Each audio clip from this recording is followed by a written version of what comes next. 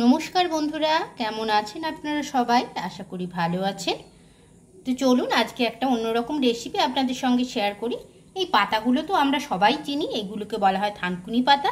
তো থানকুনি পাতার গুণ কতটা কতটা উপকারী আমাদের শরীরের জন্য সেটা কাউকেই আর বলার প্রয়োজন নেই। পেটের জন্য তো অতি আবশ্যক, যাদের একটু পেটের প্রবলেম থাকে তাদের জন্য থানকুনি পাতা অতি আবশ্যক। খেলে তো খুবই ভালো হয়, আর ছোট বাচ্চাদের খাওয়ালে তো তাদের পেটের পক্ষে, স্কিনের পক্ষে সমস্ত দিক থেকেই ভালো। তো চলুন আজকে এই থানকুনি পাতার তরকারি আপনাদের সঙ্গে রান্না করব, আপনাদের সঙ্গে শেয়ার করছি সেটাই। এখানে দেখুন, থানকুনি পাতাগুলোকে আমি ছোট ছোট করে কেটে নিয়েছি। থানকুনি পাতার সঙ্গে যে ডাঁটাগুলো ছিল সেগুলোও আমি ফেলিনি, সেগুলোও আমি কেটে নিয়েছি। কারণ কড়াই যখন উঠবে, সেদ্ধ হতে গেলে ডাঁটাগুলো একদম সেদ্ধ হয়ে নরম হয়ে যাবে, আর এটাও ফেলে আমি নষ্ট করতে চাই না, তাই আমি কেটে নিয়েছি। শাক এবং ডাঁটা সবই কেটে নিয়েছি। এরই সঙ্গে এখানে এই যে আলু আর বেগুন লম্বা লম্বা করে কেটে নিয়েছি। আলুর পরিমাণটা আমি কম দিয়েছি, আপনারা চাইলে বেশি পরিমাণেও দিতে পারেন। আলু আর বেগুনটাও কেটে নিয়েছি। চলুন এবার রান্নাটা শুরু করা যাক। প্রথমেই আমি এখানে কড়াইটা গরম করে নিয়েছি, আর রান্নাটা অতি অবশ্যই হবে সর্ষের তেলে, তাই এবার সর্ষের তেলটা দিয়ে দিচ্ছি। কড়াইয়ের মধ্যে দিয়ে দিচ্ছি সর্ষের তেল। সর্ষের তেলটা একটু গরম হতে দেবো, খুব বেশি পরিমাণ নয়, অল্প পরিমাণেই আমি দিয়ে দিচ্ছি সর্ষের তেল। সর্ষের তেলটা একটু গরম হোক। সর্ষের তেলটা গরম হয়ে গেছে, এর মধ্যে দিয়ে দিচ্ছি সামান্য একটু পাঁচফোড়ন। ফোড়নের জন্য এইটুকুই দিচ্ছি আমি, শুধু পাঁচফোড়ন, কোনো শুকনো লঙ্কা বা তেজপাতা কিছুই না, শুধুমাত্র পাঁচফোড়ন। ফোড়নটা ভালো করে ভাজা হয়ে গেছে, এবার আমি কেটে রাখা এই যে আলু আর বেগুন দিয়ে দিচ্ছি।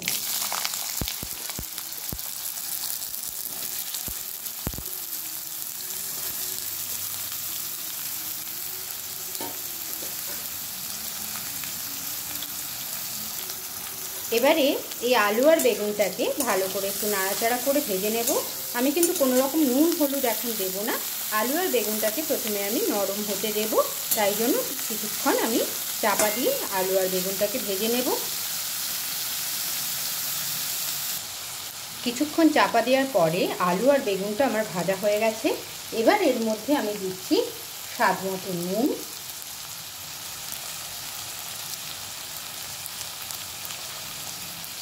আর সামান্য হলুদ।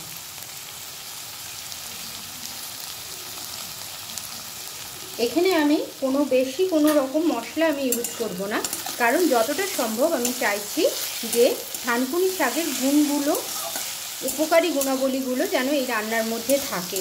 যতটা পরিমাণ আপনারা মশলা দেবেন বা তেল দেবেন, তাহলে গুণাগুণটা নষ্ট হয়ে যাওয়ার একটা সম্ভাবনা থাকে বা নষ্ট হয়েই যায়। সেই জন্য আমি অল্প পরিমাণ তেল দিয়ে রান্নাটা করছি, আর শুধুমাত্র নুন হলুদ আর একটুখানি সামান্য সর্ষে বাটা সেইটুকু দেব, আর কিছুই দেব না। তো নুন আর হলুদ দিয়ে আলুটা ভাজা হয়ে গেছে, এবার আমি এর মধ্যে শাকগুলো দিয়ে দিচ্ছি। এবারে আমি কেটে রাখা থানকুনি শাকগুলো দিয়ে দিচ্ছি। রান্নাটা খুবই সহজ, কিন্তু খেতে অসাধারণ তো লাগেই, তার সঙ্গে শরীরের পক্ষে প্রচণ্ড পরিমাণে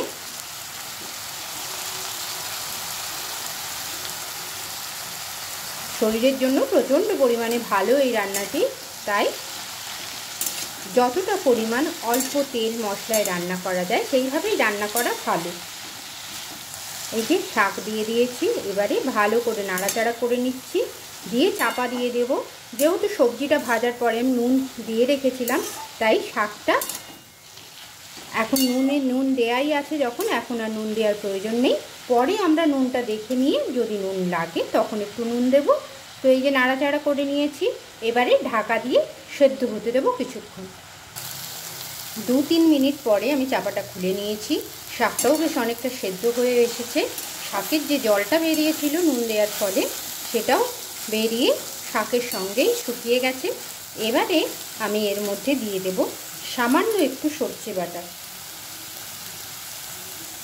সামান্য একটুখানি সর্ষে বাটা, ব্যাস আর কিছুই না। আর সঙ্গে দিয়ে দেব একটুখানি জল, যাতে শাকের সঙ্গে সর্ষে বাটা আলু আর বেগুন সব একসঙ্গে সুন্দরভাবে সুসিদ্ধ হয়ে যায়।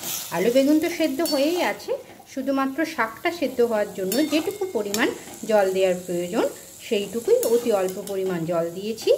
আর ঠিক এই সময় নুনটা একটু দেখে নেব, যদি নুনটা কম লাগে নুনটা দিয়ে দেব। কোনো রকমভাবে শুকনো লঙ্কা গুঁড়ো দেওয়ার প্রয়োজন নেই। এমনি একদমই সাধারণভাবে এই তরকারিটা করলে শরীরের পক্ষে খুবই ভালো, কারণ গুণাবলীগুলো এর মধ্যেই রয়ে যায়। বেশি পরিমাণ মশলা দিলে ওই যে বললাম তাহলে গুণগুলো নষ্ট হয়ে যেতে পারে। ব্যাস, এই যে সামান্য পরিমাণ জল দিয়েছি, এটা দিয়ে আবার একটুক্ষণ চাপা দিয়ে দেবো, সুসিদ্ধ হতে দেব। বেশ কিছুক্ষণ পরে ঢাকনাটা আমি খুলে নিয়েছি, জলটাও শুকিয়ে গেছে। তো এই সময় এইভাবে আলুগুলো যদি সবজির সঙ্গে একটু ভালো করে ঘেঁটে নেওয়া যায় খুন্তির সাহায্যে, তাহলে টেস্টটা সত্যি আর একটু বেড়ে যায়। তাই এইভাবে একটু মিশিয়ে নিচ্ছি ভালো করে, আর একটু শুকনো হতে দিচ্ছি, যেটুকু পরিমাণ জল আছে সেইটা শুকনো হতে দিচ্ছি।